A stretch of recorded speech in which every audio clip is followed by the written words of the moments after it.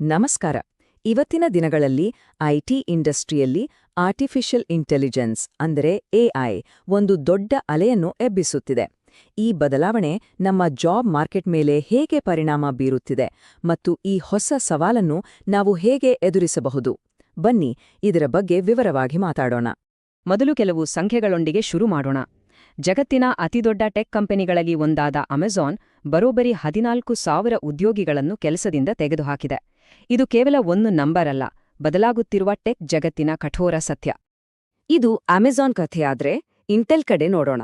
ಅಲ್ಲಿ ಪರಿಸ್ಥಿತಿ ಇನ್ನೂ ಗಂಭೀರವಾಗಿದೆ. ಸುಮಾರು 24,000 ಜನರನ್ನು ಕೆಲಸದಿಂದ ತೆಗೆಯಲಾಗಿದೆ. ಈ ಪ್ರಮಾಣದ ಉದ್ಯೋಗ ನಷ್ಟ ನಿಜಕ್ಕೂ ಆತಂಕಕಾರಿಯಲ್ವಾ? ಮೈಕ್ರೋಸಾಫ್ಟ್ ಕೂಡ ಇದಕ್ಕೆ ಹೊರತಾಗಿಲ್ಲ. ಅಲ್ಲಿ ಸುಮಾರು 9,000 ಮಂದಿ ತಮ್ಮ ಕೆಲಸ ಕಳೆದುಕೊಂಡಿದ್ದಾರೆ. ಈ ಎಲ್ಲ ದೊಡ್ಡ ದೊಡ್ಡ ಸಂಖ್ಯೆಗಳು ನಮಗೆ ಒಂದೇ ಒಂದು ವಿಷಯವನ್ನು ಸ್ಪಷ್ಟವಾಗಿ ಹೇಳ್ತಿವೆ: ಟೆಕ್ ಇಂಡಸ್ಟ್ರಿಯಲ್ಲಿ ಏನೋ ದೊಡ್ಡ ಬದಲಾವಣೆ ನಡೀತಿದೆಯೇ. ಈ ಸಂಖ್ಯೆಗಳನ್ನ ನೋಡಿದಾಗ ಇದೇನೋ ಸುಮ್ನೆ ಅಂಕಿಅಂಶಗಳು ಅಂತ ಅನ್ಕೋಬೇಡಿ. ಇವೆಲ್ಲವೂ ಎಐ ತಂತ್ರಜ್ಞಾನದಿಂದ ಆಗ್ತಿರೋ ಒಂದು ದೊಡ್ಡ ಬದಲಾವಣೆಯ ಸೂಚನೆ.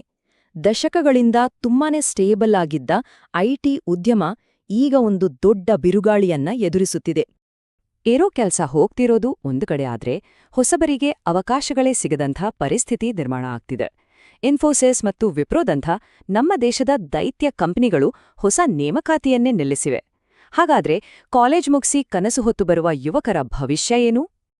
ಸರಿ, ಈ ಬದಲಾವಣೆಯ ಬಿಸಿ ಎಲ್ಲರಿಗೂ ಒಂದೇ ರೀತಿ ತಟ್ಟುತ್ತಾ? ಖಂಡಿತ ಇಲ್ಲ. ಹಾಗಾದ್ರೆ ಯಾರಿಗೆ ಹೆಚ್ಚು ಅಪಾಯ? ಇದನ್ನ ಅರ್ಥ ಮಾಡ್ಕೊಳ್ಳೋಕೆ ಬನ್ನಿ ಐಟಿ ಪಿರಮಿಡ್ ಅನ್ನೋ ಕಾನ್ಸೆಪ್ಟ್ ನೋಡೋಣ.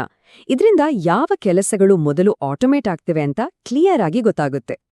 ಈ ಪಿರಮಿಡ್ ನೋಡಿದಾಗ ಒಂದಂತೂ ಸ್ಪಷ್ಟ: ಪಿರಮಿಡ್ನ ಕೆಳಭಾಗದಲ್ಲಿರುವ ಅಂದ್ರೆ ಜೂನಿಯರ್ ಡೆವಲಪರ್ಗಳು ಮತ್ತು ಟೆಸ್ಟರ್ಗಳ ಕೆಲಸಗಳಿಗೆ ತುಂಬಾ ರಿಸ್ಕ್ ಇದೆ.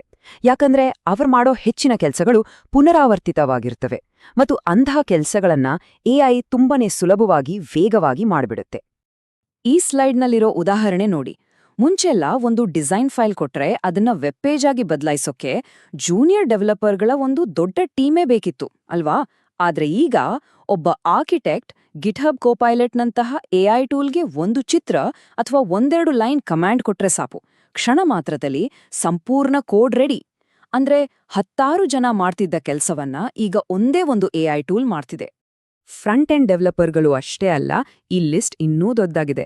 ಮ್ಯಾನ್ಯುಯಲ್ ಟೆಸ್ಟಿಂಗ್ ಮಾಡ್ತಿದ್ದ ಸಾಫ್ಟ್ವೇರ್ ಟೆಸ್ಟರ್ಗಳು, ಕಸ್ಟಮರ್ ಸಪೋರ್ಟ್ನಲ್ಲಿ ಕೆಲಸ ಮಾಡ್ತಿದ್ದ ಬಿಪಿಒ ಉದ್ಯೋಗಿಗಳು, ಡೇಟಾ ಎಂಟ್ರಿ ಕೆಲಸ ಮಾಡ್ತಿದ್ದ HR ಸಿಬ್ಬಂದಿ, ಅಷ್ಟೇ ಯಾಕೆ ಕಂಟೆಂಟ್ ಬರೆಯೋರ ಕೆಲಸವನ್ನು ಕೂಡ ಈಗ ಎಐ ತುಂಬಾನೇ ವೇಗವಾಗಿ ಮತ್ತು ನಿಖರವಾಗಿ ಮಾಡ್ತಿದೆ. ಹಾಗಿದ್ರೆ ಯಾರು ಸುರಕ್ಷಿತ? ಸದ್ಯಕ್ಕೆ ಆರ್ಕಿಟೆಕ್ಟ್ಗಳು. ಯಾಕಂದ್ರೆ ಅವರಿಗೆ ಇಡೀ ಸಿಸ್ಟಮ್ನ ಒಂದು ಕಂಪ್ಲೀಟ್ ಚಿತ್ರಣ ಇರುತ್ತೆ. ಎಐಗೆ ಏನು ಮಾಡಬೇಕು ಅಂತ ಡೈರೆಕ್ಷನ್ ಕೊಡೋದೇ ಇವರ ಕೆಲಸ. ಸಿಂಪಲ್ ಆಗಿ ಹೇಳೋದಾದ್ರೆ ಎಐ ಒಂದು ಸ್ಮಾರ್ಟ್ ಟೂಲ್ ಅಷ್ಟೇ.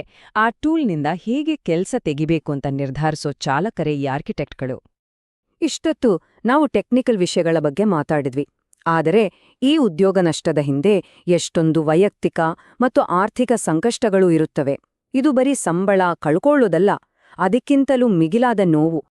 ಈಗ ಒಂದು ಬಹಳ ಮುಖ್ಯವಾದ ಪ್ರಶ್ನೆ: ಎಐ ಟೂಲ್ಗಳನ್ನ ಬಳಸೋ ಮೂಲಕ ಡೆವಲಪರ್ಗಳು ತಮ್ಮನ್ನೇ ರೀಪ್ಲೇಸ್ ಮಾಡುವಂತಹ ತಂತ್ರಜ್ಞಾನಕ್ಕೆ ತರಬೇತಿ ನೀಡ್ತಿದ್ದಾರಾ? ಇದು ನಿಜಕ್ಕೂ ಒಂದು ವಿಚಿತ್ರವಾದ ಸನ್ನಿವೇಶ ಅಲ್ವಾ? ಈ ಚಕ್ರವನ್ನು ಸ್ವಲ್ಪ ಗಮನಿಸಿ. ಒಬ್ಬ ಡೆವಲಪರ್ ಎಐ ಹತ್ರ ಸಹಾಯ ಕೇಳಿದಾಗ ಎಐ ಆ ಪ್ರಶ್ನೆ ಮತ್ತು ಉತ್ತರದಿಂದ ಕಲಿಯುತ್ತೆ. ಹೀಗೆ ಲಕ್ಷಾಂತರ ಡೆವಲಪರ್ಗಳು ಮಾಡಿದಾಗ ಎಐ ದಿನದಿಂದ ದಿನಕ್ಕೆ ಬುದ್ಧಿವಂತವಾಗ್ತಾ ಹೋಗುತ್ತೆ. ಕೊನೆಗೆ ಅದು ಅವರ ಕೆಲಸವನ್ನೇ ಮಾಡುವಷ್ಟು ಸಮರ್ಥವಾಗಿ ಬಿಡುತ್ತೆ. ಅಂದ್ರೆ ನಮ್ಮ ಕೆಲಸವನ್ನೇ ಸುಲಭ ಮಾಡಲು ಬಂದ ಟೂಲ್ ನಮ್ಮ ಕೆಲಸಕ್ಕೆ ಕುತ್ತು ತರುತ್ತಿದೆ. ಈ ಬಿಕ್ಕಟ್ಟಿಗೆ ಒಂದು ಮಾನವೀಯ ಮುಖವನ್ನ ನೋಡೋಣ. ರಾಜು, 36 ವರ್ಷ, ಸಂಸಾರ, ಹೋಮ್ ಲೋನ್, ಕಾರ್ ಲೋನ್ ಅಂತ 100 ಜವಾಬ್ದಾರಿ, 20 ಲಕ್ಷ ರೂಪಾಯಿ ಪ್ಯಾಕೇಜ್. ಆದ್ರೆ ಒಂದೇ ದಿನದಲ್ಲಿ ಪಿಂಕ್ ಸ್ಲಿಪ್ ಕೈಗೆ ಬಂದ್ರೆ ಅವರ ಪರಿಸ್ಥಿತಿ ಏನಾಗ್ಬಾರದು? ತಿಂಗಳ ಇಎಂಐ, ಕುಟುಂಬದ ಖರ್ಚು, ಮಕ್ಕಳ ಭವಿಷ್ಯ ಎಲ್ಲವೂ ಒಂದೇ ಕ್ಷಣದಲ್ಲಿ ಅನಿಶ್ಚಿತವಾಗಿ ಬಿಡುತ್ತೆ. ಈ ಪರಿಣಾಮ ಕೇವಲ ರಾಜು ಅವರಂತಹ ವ್ಯಕ್ತಿಗಳಿಗೆ ಮಾತ್ರ ಸೀಮಿತವಲ್ಲ. ಇದು ಬೆಂಗಳೂರಿನಂತಹ ಇಡೀ ನಗರದ ಆರ್ಥಿಕತೆಯ ಮೇಲೆ ದೊಡ್ಡ ಪರಿಣಾಮ ಬೀರುತ್ತೆ. ಐಟಿ ಉದ್ಯೋಗಿಗಳು ಖರ್ಚು ಮಾಡೋದನ್ನ ನಿಲ್ಸಿದ್ರೆ ರಿಯಲ್ ಎಸ್ಟೇಟ್, ಹೋಟೆಲ್, ಟ್ರಾನ್ಸ್ಪೋರ್ಟ್ ಮತ್ತು ರೀಟೇಲ್ ಹೀಗೆ ಒಂದಕ್ಕೊಂದು ಲಿಂಕ್ ಆಗಿರೋ ಎಲ್ಲಾ ಕ್ಷೇತ್ರಗಳಿಗೂ ಭಾರಿ ಹೊಡೆತ ಬೀಳುತ್ತೆ. ಒಂದು ಉದ್ಯೋಗ ನಷ್ಟ ಇಡೀ ಆರ್ಥಿಕ ಚಕ್ರವನ್ನೇ ಅಲುಗಾಡಿಸ್ಬಿಡುತ್ತೆ. ಇಲ್ಲಿಯವರೆಗೂ ನಾವು ಸಮಸ್ಯೆಯ ಬಗ್ಗೆ ಚರ್ಚೆ ಮಾಡಿದ್ವಿ.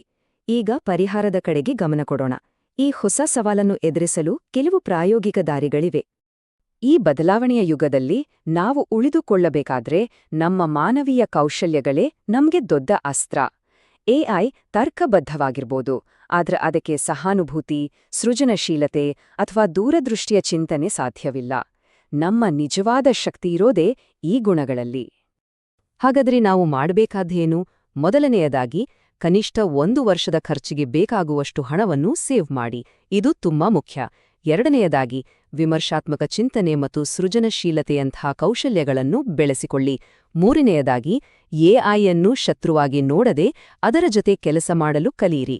ಉದಾಹರಣೆಗೆ ಪ್ರಾಂಪ್ಟ್ ಇಂಜಿನಿಯರಿಂಗ್. ಮತ್ತು ಕೊನೆಯದಾಗಿ, ಒಂದೇ ಆದಾಯದ ಮೂಲವನ್ನು ನಂಬಿಕೊಂಡು ಇರಬೇಡಿ. ಕೊನೆಯದಾಗಿ, ಒಂದು ಮುಖ್ಯವಾದ ಪ್ರಶ್ನೆ.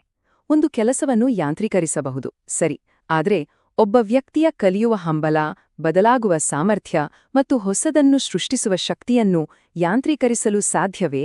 ಈ ಬಗ್ಗೆ ನಾವೆಲ್ಲರೂ ಯೋಚಿಸಬೇಕಾದ ಸಮಯ ಬಂದಿದೆ.